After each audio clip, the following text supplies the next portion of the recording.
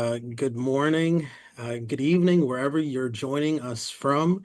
Uh, it's a pleasure to welcome you to our final session of this first webinar series on AI and medicine. In the end, Jesse will share a bit more. We have something exciting and planned for everyone. We knew from the beginning this would be a timely and important series, but I speak for all of us where the response has far exceeded our expectations. The interest we've seen both live and through the replay views just reminds us how important this conversation is, especially for us physicians. In today's session, we're especially pleased to welcome back Dr. Ashok Philip, President of the World Medical Association. He opened our first session back in January, and it's only fitting he joins us again as we bring the series full circle. Dr. Philip, truly honored to have you back with us.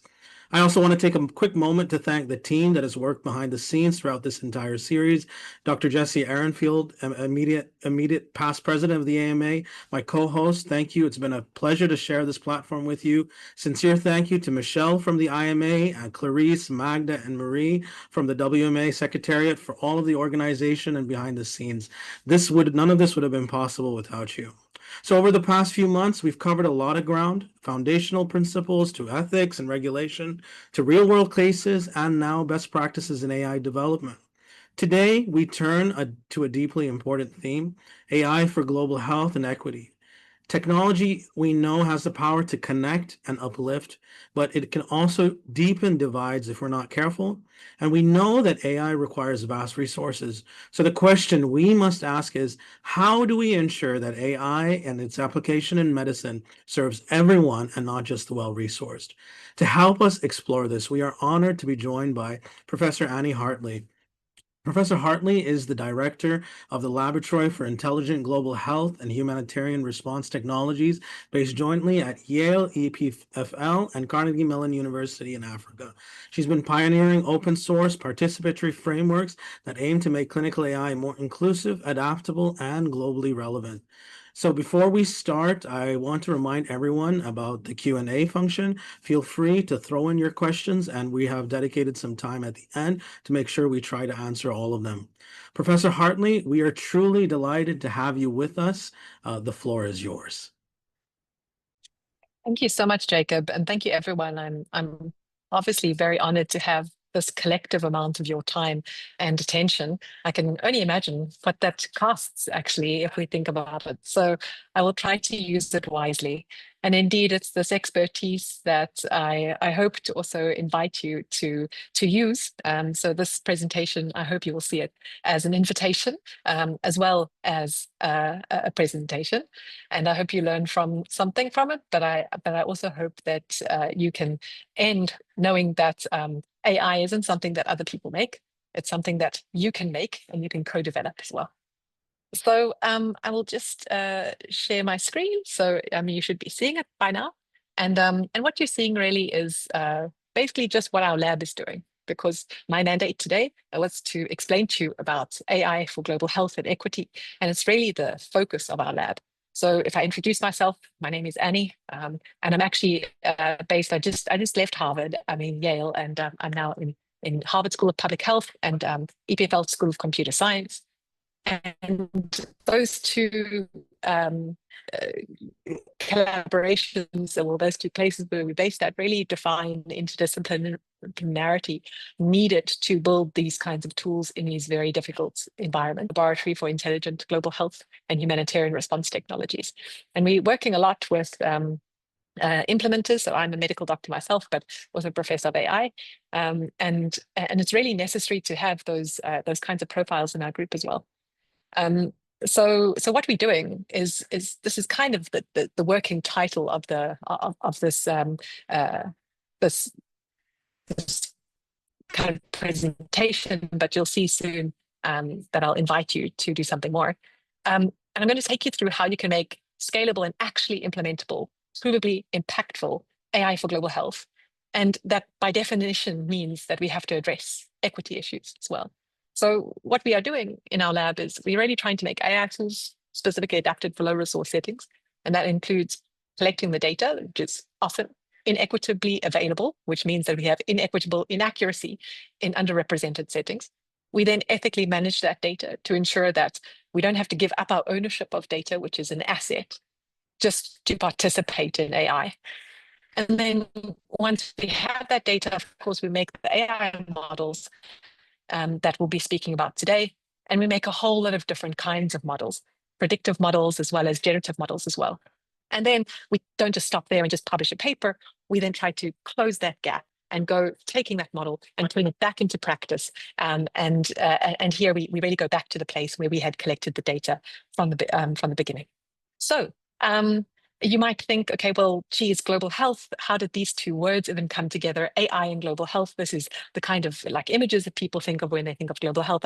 I'm from South Africa as well, so I practice a lot in my own home country as well as in humanitarian response environments. We work a lot with the ICRC and Doctors Without Borders and others, where there's sometimes no running water, no electricity, very extreme environments, volatile. So people often say, well, this is the worst place to introduce technology.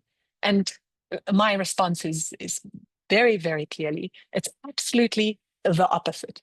It's the best place to introduce this kind of technology because there is sometimes no alternative. And we need to make sure that we have access to something that is the most valuable thing that you can possibly give a patient. And I think that any doctor would agree that you can have a big pile of drugs somewhere, the most expensive equipment possible. If you don't know when to use it, how to use it, or why, it's completely useless. And so really this kind of like respect of information and its availability at the right time and the right place is something that we can actually, for the first time, imagine being possible with these new technologies, which is why there's so much interest at the moment. People can feel that potential. Having information at the tip of your of your fingertips, in your own language, in the way that you speak, this conversational interface, this expert that normally isn't available. It's tantalizing, and we need to make sure that it's built in the correct way.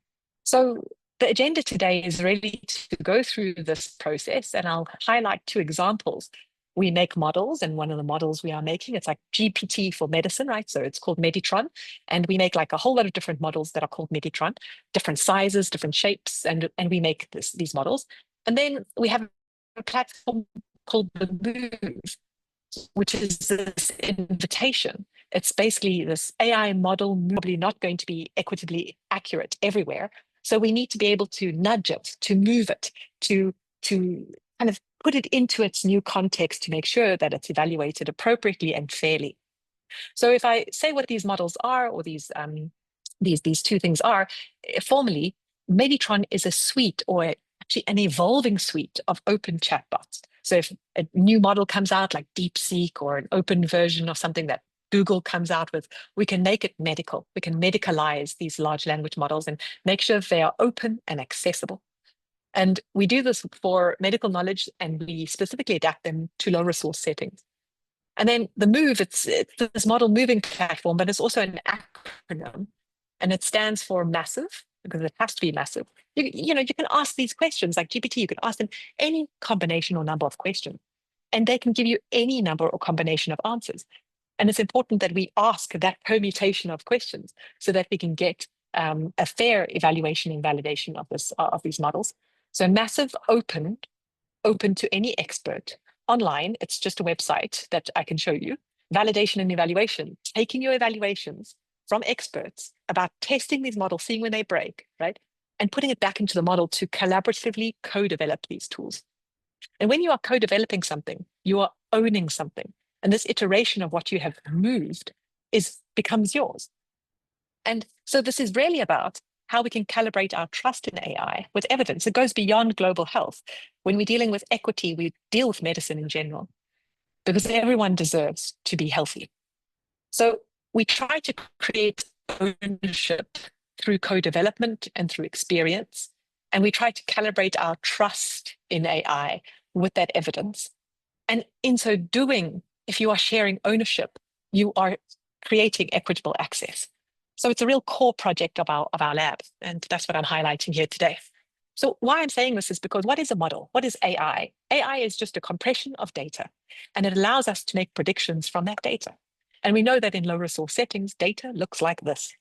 And I know that I couldn't get into this data archive, not because there were security concerns, but because the archive had lives. There's so many reasons why our data isn't available in our own settings. And so we can't imagine to ever have perfect models. It's not going to happen. And we can't wait for it.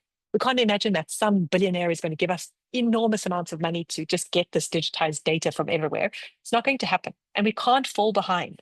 So it's important for us to acknowledge that even if we use the best data that is available, like from PubMed, we're still going to get an imperfect model.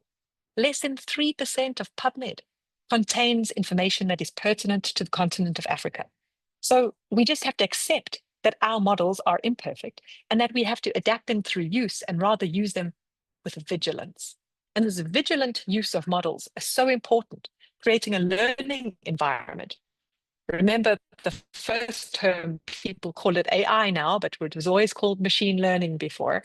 And machine learning is a ing learning. It's a continuous process. And it's about adapting the models through use and learning from the models and allowing the models to learn from you. So what we're trying to do here then is obviously get these expert curated guidelines, make the best model possible that we can make, and then adapt it through use to make these individual models that you can use in your setting. So the invitation here is really to form your groups of experts and say, well, I'm obstetrics and gynecology from wherever, and maybe you're from a university hospital, maybe you're from a country, and you could come and move your own model if that is your interest group. So really, if anyone is interested, I've got a QR code that you can scan at the end of this if you're wanting to join us. So the MOVE, again, it stands for Massive Open Online Validation and Evaluation and has certain principles. I just want to make sure everyone understands them. It's about local ownership. We are not a commercial entity. We are clearly in academia. We just want to make sure that these models are aligned with the community needs. We want expert validation, which is why having your time on WMA is so valuable. And we want to make sure that you can co-create these tools and that you have the power to do so. And that they become accountable. Everyone is coming with their, we have the best model ever and whatever. And you have no power to say, prove it. And this is what we need to change to ensure that we have public leaderboards that are transparent and have oversight that we can control. And then we can have this continuous learning platform where we can continually validate tools and update them with our updated information, which allows us to then have representative evaluation, which is what we really want to know. How do these tools work and how can we maintain our vigilance when we are using them? So I just want to quickly do this very quick. So don't worry if you don't capture everything, but I just want to kind of say, Meditron, you can see there's a whole lot of different ones, and there's some small ones, there's some big ones. This is kind of the size of the brain of the model, right? Some that fit onto your phone, some that need a server. And this is really important in low resource settings to make these kinds of models different, because sometimes you just don't have the kind of electricity costs or even the hardware infrastructure to host these models. And if you want to do it locally, it's important. So this is also something that we are doing in our lab. And our models, despite their tiny size in comparison to something like GPT-4, which is like just hundreds of times bigger than our model in terms of brain size. So this is about the size of 70 honeybee brains or 70 like housefly brains, right? Versus this is about the size of like a dog's brain or something, And so when we test them on like the USMLE exams, the average doctor gets about 60%, and our models are surpassing it on these multiple choice questions. So even despite its lower size, we can still do pretty good job with these questions. But we all know as doctors that you are not ready to practice medicine after you've done your multiple choice exams. And these people can cheat on these, they're not good enough. And so we've wanting to ask people, doctors, to ask questions, to challenge the model in a different way. This is GPT-4, not the 4.0. 4.0 is a bit better than Meditron now. But when we ask doctors, and 700 of them representing many countries, we actually get really interesting results where we can see that our models are doing very well compared to other models and can actually be used. This is 4 out of 5, for example, where 3 is neutral. But as I said, these multiple choice questions were not good enough, because when we are just asking questions based on like, A, B, C, or D, the model can just learn A, B, C, or D and forget about its logic and shortcut. So that's important why we need to ask other questions. So I'm wrapping up now because we don't have a lot of time left, but I want to end on a demo, right?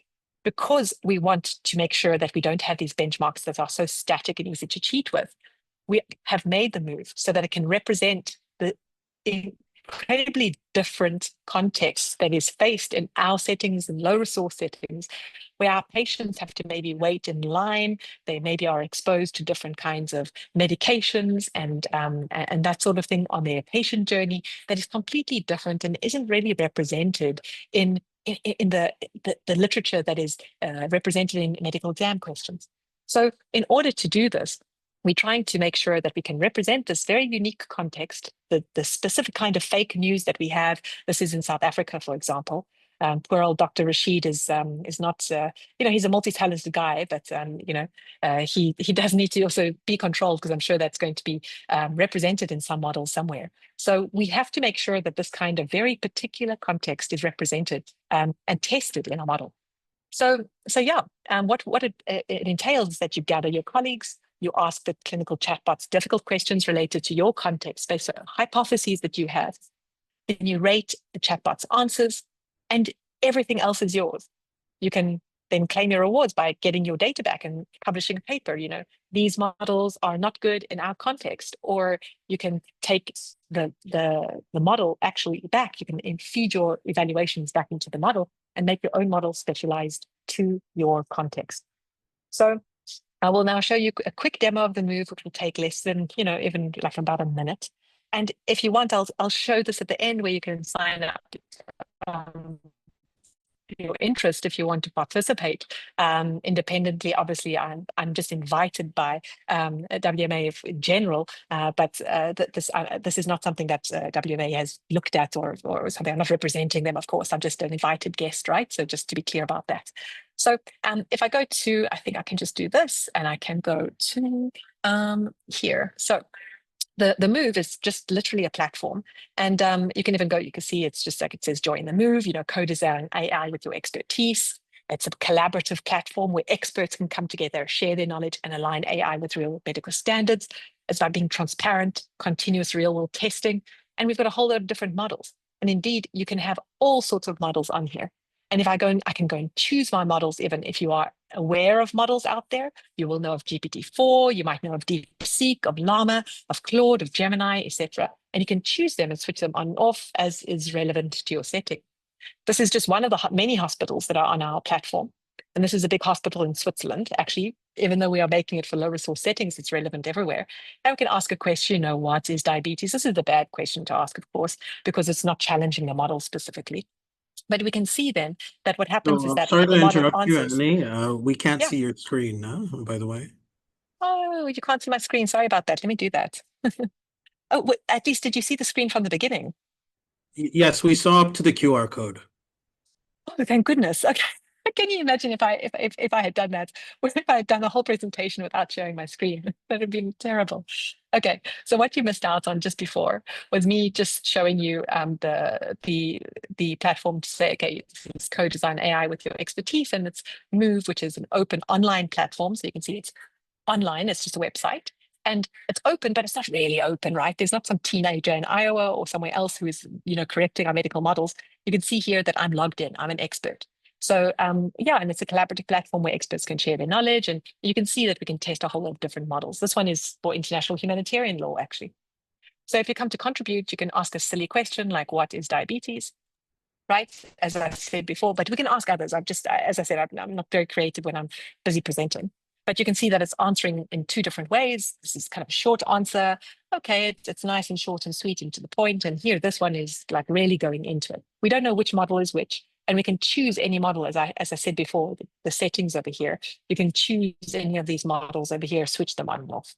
So here we've got these like two answers, and this one's really going on and on and on, and it's a bit long, and I'm tired. I don't like this. It's too long. I just wanted a quick answer. I prefer this one today, but it did miss out on something. So I'm just going to add in blah, blah, blah, and I'm going to delete something that I didn't like or some whatever, right? So I do that, and it saves my choice. So now I've got this like granular feedback of which answer I prefer, plus what was missing. And then I can come here and say, well, this one, geez, it was just too long and it was probably irrelevant or something, right? And here I could say, well, this one aligned with guidelines, it understood the question, it had logical reasoning, but it wasn't complete. And what it was missing was maybe very harmful. And so I can kind of like finish up my evaluation based on these like granular criteria. And all of this information can get fed back into the model so that you in your working group, so for instance, over here, there's a whole lot of questions that all of my working group, this is in infectious disease, for example, have asked all these questions, and 3 different doctors have evaluated each one of these. So you can see over here that now this question has already been asked, I can vote and I can do the whole thing again. And you can see very concretely, you don't have to do that much to be able to gain authorship. You need 15 questions and 30 reviews, depending on how many people are in your working group. And your organization, they only needed to do 300 and 600 as an organization, and they went wild because they thought it was useful. So you can kind of see here that you then have this knowledge of like what works in your group. And if I go here, these are all the different working groups based on specialty. Go here, go to like pediatrics, and we say, okay, well, geez, this is like this model that we have over here. It's Meditron, this one, and it scores between 3.9 and 4.4. That's looking really good. And I can download my data because it's my own and publish on it. And I can even go and look at like the models. And this is the last thing I'll show, where you can look at the different models and you can do head-to-head comparisons between GPT-4o and Llama or whatever else. And you can see here who wins, right? So these head-to-head comparisons can see, okay, well, a GPT-4o is beating Llama 3.3 quite royally, so that looks good. And we can even upload our own files and our guidelines so that we can have a more validated way of yes, I'm just going to share my screen again, the whole screen. So we can have a more validated way of understanding the performance of these models. So I'm leaving it there. I do have these other slides about if you're interested in our clinical trials that we are running. I've got some extra slides, but I'll stop here and I'll rather take questions and leave this up here. If you're interested to join, drop us a note, a quick survey, and we'll get back to you. Thank you. Thank you so much, Professor Hartley, for the wonderful presentation and the amazing work that you've been doing. It's really awe-inspiring and actually quite needed in this time as well. So, if we can just take, I know you touched upon it. If we can just take a step back, perhaps for some of our users who are an audience who are, new to the field, and why is it so important that everyone has their own model or a model that is tuned to the place that they are in and to their local context, their local knowledge, and those kind of factors? Yeah, I think it's a really important question about equity that you've just asked. We make these models based on the data that is available, and the data that is available is vastly unfairly positioned in higher resource settings, right? So it's really important that we understand that, because that means that when the model does answer the models that are out there, it will be disproportionately representing the places that are represented. Mm-hmm. And so the kind of contextualization of your setting will represent your patient's needs, your epidemiology, your resource constraints, things that are relevant to your setting that maybe only you know. And I think if any of us are working in low resource settings, I often get doctors coming from higher resource settings. And I was trained in Switzerland. I trained in Switzerland because I got my medical education for free there. So so like I was abusing the system, but now I'm a tax-paying citizen, so no worries. But so then I actually went back into South Africa to practice, and geez, did I have a learning curve, right? And I think everyone has felt that. There's that context awareness that you have to know about a place that has to be represented in these tools, because you can't just use the resources that you assume are available somewhere else. So very important to represent your data and your patients, because you know that the context is different. And you're asking, what is a chatbot? A chatbot is a source of information, and it's a guidance, and you wouldn't want to ask a doctor who knows nothing about your context, about context-specific information. Mm-hmm. Professor Hartley, I have to say your work is really incredible. And I'm obviously sitting here in the United States.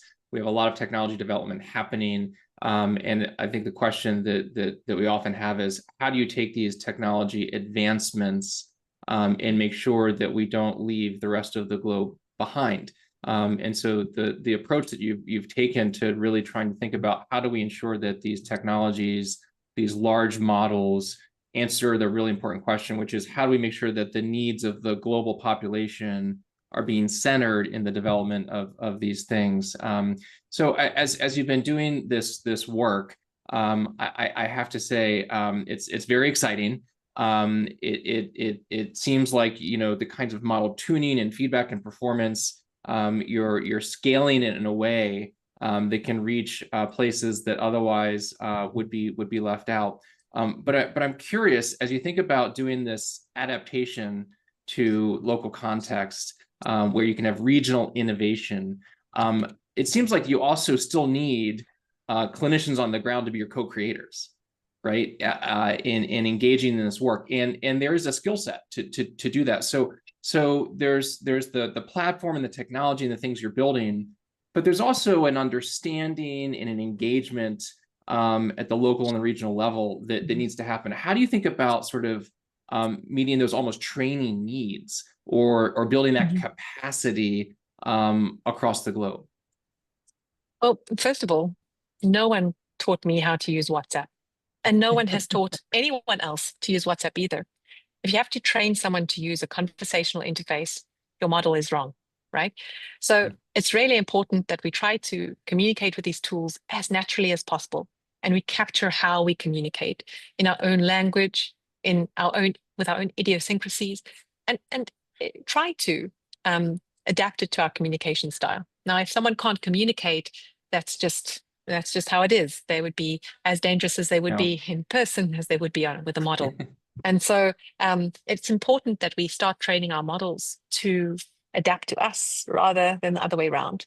And at the same time, you could say, well, we need we need your expertise and to build these models.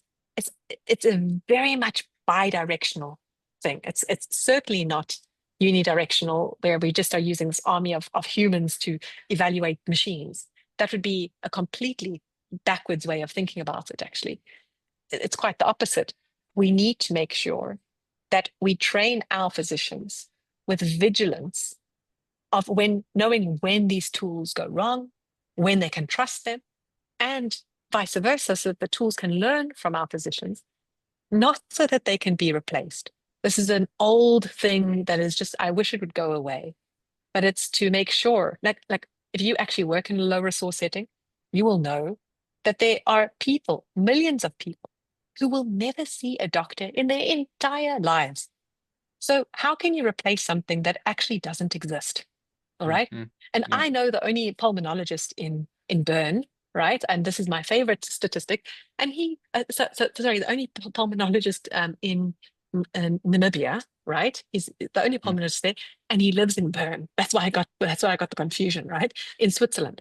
And so the thing is that we don't have doctors to replace, and what we need is a skill set that you were talking about, not to just be to validate and go, but to integrate it into the way that they think, so that they can be vigilant about the use of the tools, as well as understanding when they fail, so that we can improve them. Yeah. So I see that as, you know, even in that case example that you just mentioned, what really excites me, and I guess it's more now the potential or aspirational aspect of AI, is in a resource, you know, a lower resource setting area, people are able to, hopefully through the use of such tools, able to access a much higher standard of care than they would have. Do you see that happening as a reality? Do you see real life examples of that right now in your practice? Yeah, I really think that there's a potential here, but you have to deploy it in the right place. If you go to Stanford and you deploy it there, sure, you might get a gain, but you've got really, like, you know, well-trained doctors in an enormously supported system, with a huge amount of safety nets, and there the gain or the impact will be much more minimal. Maybe it saves them time. Maybe there's some sort of like other things that can happen on the side. There's a lot of interest in that, and a lot of people are doing that. But the big game that we're all talking about is access to care at all. that gap, the huge gap, to fill that rather than to improve healthcare, to first actually just provide it. That's the golden cup, you know? And so to be able to deliver that, I think it's absolutely possible. We're already seeing that these models are able to provide very good information and a level that is far surpassing anything that a single human can do. And so the potential is definitely there, but we have to deploy it in the right place. So it's about making sure that we evaluate them so that they can actually be deployable. And this is what the move is also about. It's about ensuring that, because everyone is using them anyway, right? Everyone's using them anyway. And they often don't want to admit it, but when we do like the anonymous reviews and stuff, like the surveys, then they say, yes, about like 20-40% of people are doing it every day. This was in October last year already in Kenyatta University Hospital, for example, or in Tanzania. We get physicians constantly saying that they do use it. So we better evaluate it so that we can make our own models, and we don't have to rely on some company and gain a dependence on them. Because you know what? If we go and validate OpenAI or any other commercial tool tomorrow, after we've spent millions of dollars validating it, they can just update it. And what did they update it with? We don't know, because it's closed source. So they could update it with some commercial company somewhere. And it's important that we have that control over the model, and that ownership is really, really important, so that we can have the impact that you're speaking about, and that we can control that impact. You know, Annie, it's clear, and we're living through some changes in, I'll just say, public health approaches to vaccination in the U.S. right now, at a policy level around recommendations, guidelines, and so we're feeling perhaps some discordance with what might be happening in other parts of the world from a recommendation standpoint, from a guideline standpoint, from a coverage standpoint. That's a global phenomenon. So as you think about a model like this that's designed to be tuned and regionally specific, but you also brought up in your presentation the challenge of misinformation and some of the things that might be inputs into a model that might actually cause harm. How do you think about that discordance in understanding how you try to elevate the best evidence, recognizing that there's a local context, and sometimes you have these sort of regulatory, policy, or political influences that are driving kind of how things are practiced, which might shape what a model's trained on? How do you deal with that sort of global issue as you're thinking about a platform like this? Yeah, well, something that I'll just say is a known tension, that we mustn't over exaggerate the differences between places, because obviously medicine has some fundamental laws and rules, and the way that the body works is pretty similar in a lot of places. But we do want to represent the contextualization as well, right? And it is important because it does have implications, but we mostly want people to have access to it and to feel that they are represented, so that they're not being asked to call 911 when they're in Tanzania or somewhere else, right? And so this tension that you're speaking about is a tension between global standards, so like maybe the WHO put something out, and local standards, which are sometimes in tension. And how do you know? Maybe there's a moral tension. Maybe there's a certain place that doesn't allow, let's say, homosexual kind of, there's a policy on it or something. Let's say there's a policy that you don't treat a certain group. And there are places like that in different countries in the world, where you have like some sort of moral issue about abortion, about these like trigger issues. And now, who's right? Who holds that moral baton, right? And how much should you regulate it, and who does it? So these questions about governance, these are still unanswered, and it would be wonderful when we start to see that kind of collaboration in the levels of government and between them start to emerge. When the WHO, that's why I'm here at the moment. I was just speaking just before this to WHO right now. You know, they're interested in understanding how this works, but it's a new space. So governance is needed, and to answer your question, there's that requires some legwork, and it will take too long. In the meantime, we should absolutely continue to evaluate these locally, because we don't want to fall behind. People are using them already, Right. and we are creating a gap. And the other piece of governance is a concept you referenced earlier in the discussion about trust, right? So if you don't have clarity around the governance and the controls, there's lots of things that need to be aligned to ensure that people trust the model, the inputs, the outputs. Putting tuning aside, if you have externalities or political influences that are guiding the development of a model, then that might lead to a loss of trust. And you can envision lots of scenarios or places in the world where that's a real challenge. Sorry, Jacob, I think I cut you off. No, not at all. When you spoke about trust, I'm thinking beyond now what traditionally with the models that have been coming out, and we use the term black box because basically we cannot see into the box. But in medical practice, we can't operate in that sort of function. We need to be able to understand why an output happened the way it happened. So moving from a black box approach to a glass box approach, so that we can see into it within there. It's not about understanding the extreme technicalities or being an AI developing expert, but at least understanding why the solution gave that output and what are the guidelines or the reasoning or the things behind it that came into it. I'd like to really. I really want to comment on that, just on one little thing, right?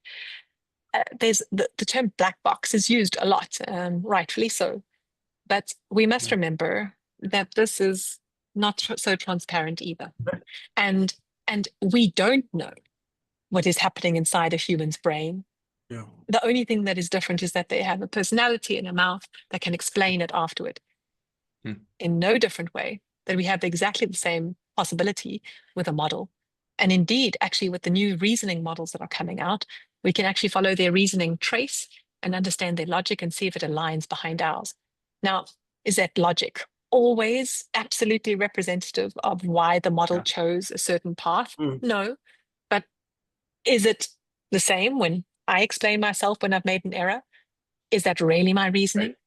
So we are all doing things for different reasons.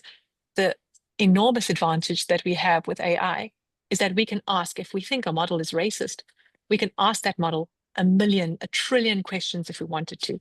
If we try to do that to a human, I'm sure we'll get arrested. So I think that there's an opportunity with these models to actually make them far more transparent. And I think that they are far more transparent than a human.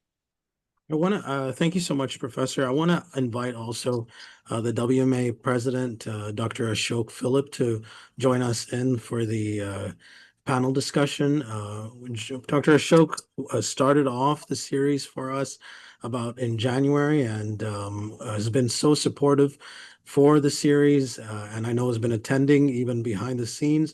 So we really want to thank you, Dr. Ashok, for joining us today into this discussion. Thank you, Jacob. I hope you can hear me all right. Yeah, we can. Hi, Jesse, Professor Hartley. It's good to see you. And it was a very informative talk and very exciting that we may be able to, from wherever in the world, get involved in developing and validating your models. That is, I think, something that many of us feel we can't do. We see these things taking over the world almost, sweeping everything before it, and then we stand by and not sure whether we can step in or we'll be swept away. And like you say, as Jesse has also said, I don't think it's going to sweep away doctors yet, but we do worry about what's going to happen in the future.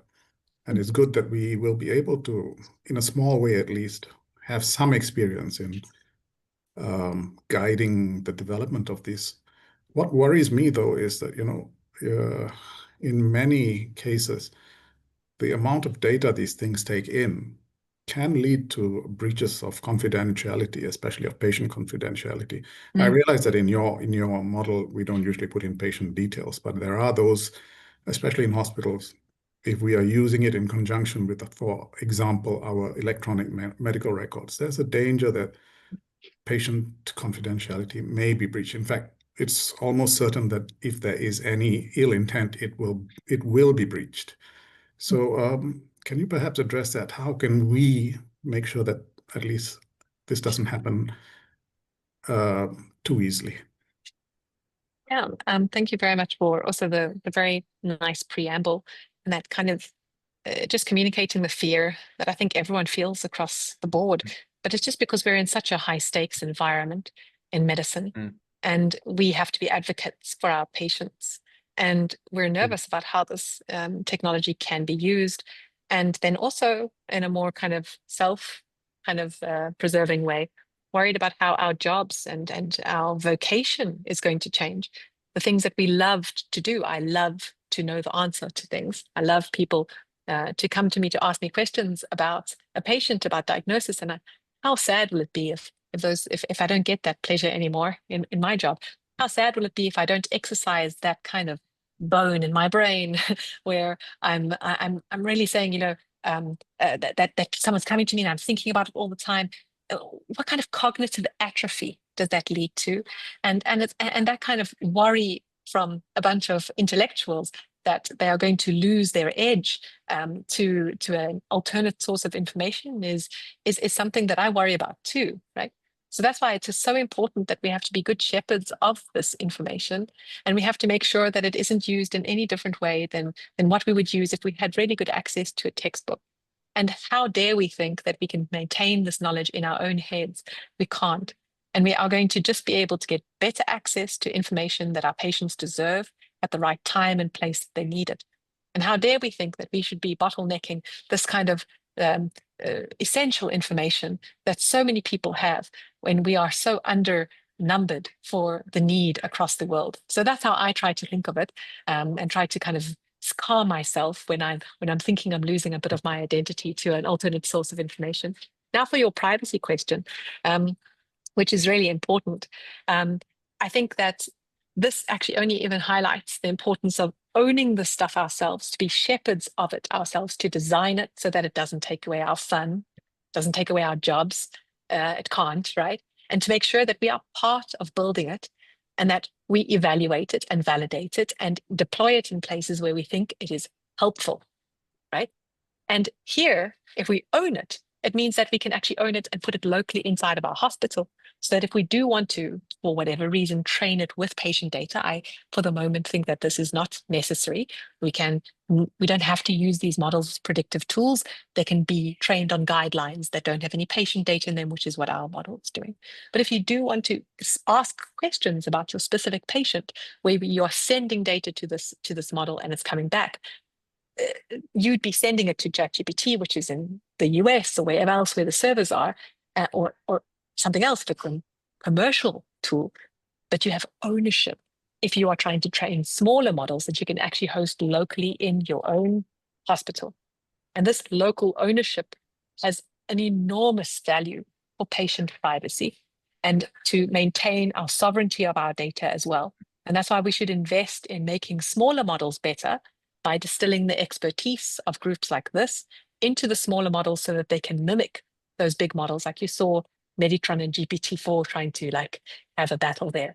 And this is what the most important thing that I think that will protect our patient privacy is local ownership for the sovereignty of our data. Well, I have to say that makes a lot of sense, Jesse. Yeah, I should say, the WMA, I think, has done a lot of wonderful things in its history, but a space where we've been very active and I think had outsized impact is in around medical ethics and global perspectives on how we have ethical frameworks that protect the patient's interests of research subjects and many others. There's a lot as we think about the ethical standards and deployment frameworks for these tools. What are you thinking about to make sure that these tools are used in ways that would adhere to what today we have consensus around makes sense from sort of an ethical practice standpoint? Because I think there's a lot to also concern us around ways that these tools could be used in circumstances that would call into question those ethical principles. I'm curious where you think the risks are and how you're trying to address it. Yeah, so I think that's something that's really important, is that we don't make a global ethics guideline and assume that it's going to satisfy everyone everywhere. It simply won't. Mhm. And so again, we need contextualization. And actually, we don't need to start and go to the drawing board right now and make like a 5-year initiative to make a whole lot of locally relevant ethics things, because in 5 years or even in 1 year, even in a month, everything will change because it's moving so fast. So we have to make sure that we are much more agile than that. And so ethics frameworks like this actually are not necessary if you are following like what we are doing. We are deploying through a clinical trial. And so what we're doing is we baking in well accepted principles of good clinical practice, local assessment that is already formalized and standardized at a country level or even at an institutional level everywhere in the world. This is a system that already works. It's worked for every single other intervention in medicine, and it will work for this one too. And it's more about like empowering those ethics committees to understand AI and to ensure that there's representation of a technical expert in these panels. But other than that, we can actually really rely on research ethics to bake in monitoring and evaluation, as it has been standardized for every other kind of tool, and to generate evidence of whether these things work or not, and how they work and how much they work. The most important thing that we can do is provide people with information about how the models perform compared to a baseline. And if there is an added value, that's a high value place for that to be deployed in that workflow. And so it's about evaluating its added benefit in a workflow. And if it's not adding benefit, but simply replacing something that was working, there's no need to invest in doing it further. So I would say that it's an ethical deployment issue as well, to ensure that you have evidence of if the deployment is working, and this is a clinical study. So when we're at the stage of, the models have been fine-tuned, they've been getting the necessary inputs, like when do you make the assessment, or what would you advise to regulators or decision makers or key stakeholders that, okay, now this model is good enough to deploy to be used in day-to-day clinical practice? So no one wants to make that stamp, right? They'll be like, oh my God, I'm not going to take that on. Just like no one wants that stamp. And we've been asking everyone, hey, WHO, can you put it on? Can you put it on? And we've been trying to go everywhere. And we've come to the understanding no one's going to do this. So what can we do? What we can do is ad infinitum carry on these studies, which is actually pretty reasonable. We could, it's just monitoring and evaluation baked in, and maybe we don't have like such an onerous consent, and we can kind of like adapt it so that it's a bit like more sustainable over time. But what's more important is that people don't rubber stamp approval. Use this model. We think it's going to be better than doctors anywhere, right? What needs to happen is that you have a process that you accept about validating something. And this is no different to what you do for a human as well. You validate that they've passed a set of criteria that allows them to say that they've passed the criteria at that amount. So what we do is we even go a step back, we even have more distance from it. And we just say, as a government, you define the process through which a model needs to be evaluated. And then that process gets stamped. So if the model has passed through there, and it's scored terribly, it's scored 27% and it's on accuracy or whatever, and you've got all these things, that gets stamped because it's passed through the process and that's the result. And so it's about understanding that you're grading it A, B, C, D, E, F, and that kind of thing will allow people to have kind of distance from responsibility, and that's appropriate because responsibility is a human trait, and doctors and others that are using these tools should know that the responsibility lies with them, as it would be if they understood they were using a textbook and the textbook had wrong information and they followed that information and killed the patient. Well, it's still on their head because it's something that they should have known or something, right? It's your own interpretation of the information that you have, and responsibility will never leave a human body. So deploy these tools. Yeah, I think one of the challenges is there's technology bias, and it's the reason why people follow the little blue dot on their GPS into a lake while they're driving, because we just think it's right. And I think these models are so convincing because the words are so beautifully constructed.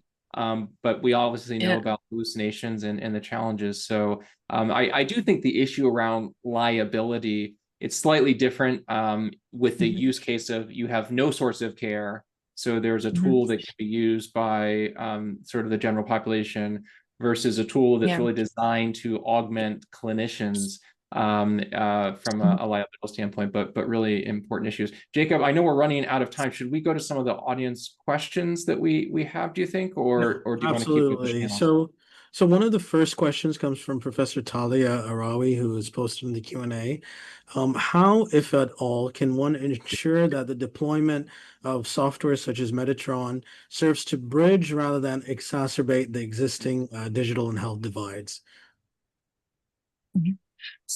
So important. So first of all, Metatron, as other models, it's open, and a divide is only there when the haves and the have-nots, right? And so accessibility is equitable access to these tools. And when we have access to them, we have interest in them, we have a use in them, we have expertise that gets developed in them, and we have representation that comes from that. And I've seen it in practice.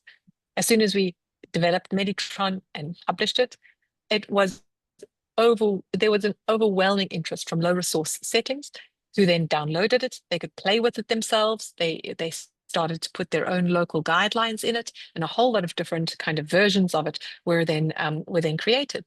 And it allows people to be like joint partners. Why is it that only a high resource setting should have this privilege of this technology? So it's really important that we make things open source, and that we allow people to develop the expertise to also develop these tools and co-develop them for their own purposes.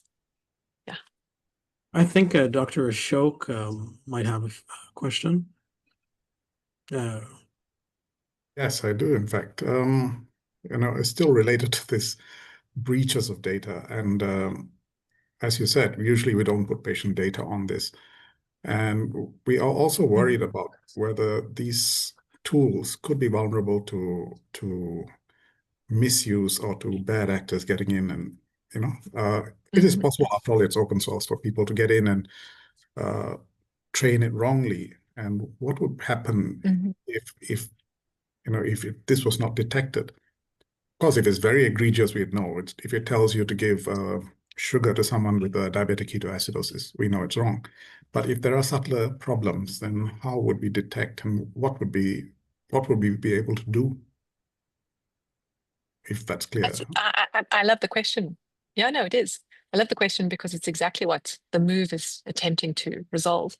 It's like, well, if OpenAI or if Claude or if any of these actors that have got closed source models that we can't scrutinize decide to bake in something into their model that is profitable to them, but not a correct thing for our patients, how do we test that? How do we put it to the test? And the Move is a platform that is supposed to allow us to have that neutral space, and neutrality is key, to ensure that we can test models in that safe space and have oversight that is independent and neutral, so that we can find out these issues in the models.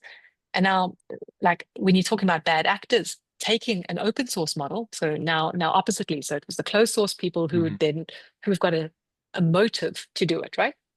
An open source model, you can have your government, like let's say our group at EPFL and Harvard, we decide to publish this open source model, and then you go and take it and you can see it. It's all the changes in it are publicly logged. It's called a Git, right? So it's a repository where you can see all the changes. So you go, okay, well, they released it. I trust them. Maybe you do, maybe you don't. You take it and you can now host it locally, and you are in complete control of this, unlike a commercial tool, which is outside of your control. and you can host it on a Git, and you can see when it has been changed.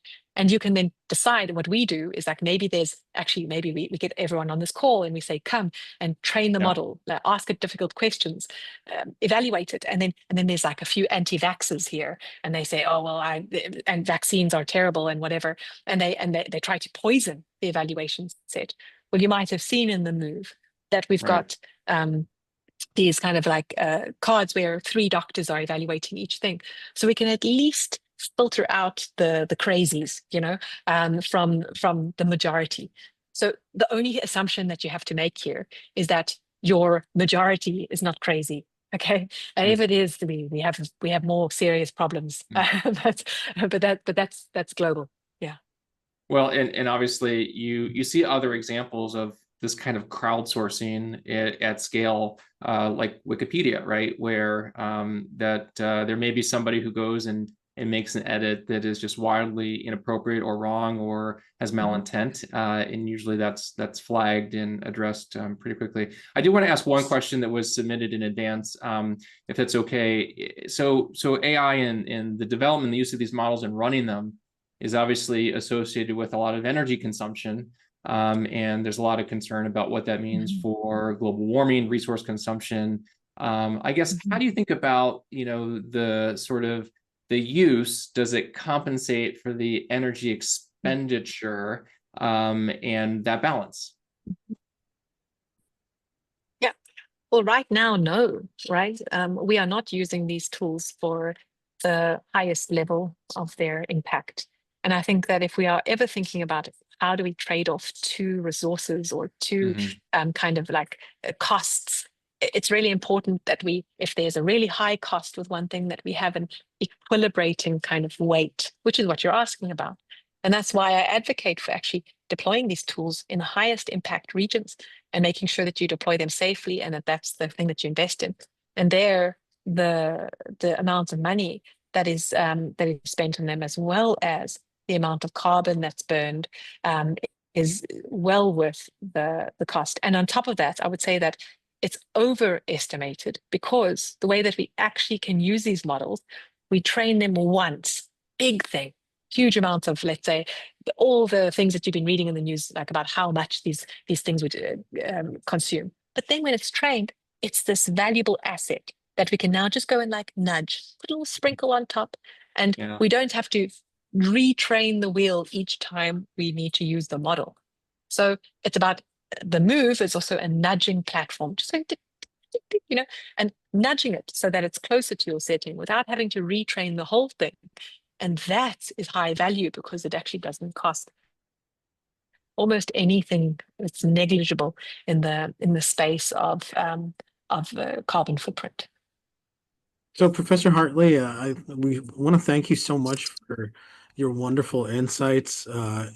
We're approaching the close of this. If you'd like to put up your QR code again, as you had said before, and any closing statements, and then I'll ask Dr. Ashok to, if anything he'd like to leave us with, and Jesse will then close us off.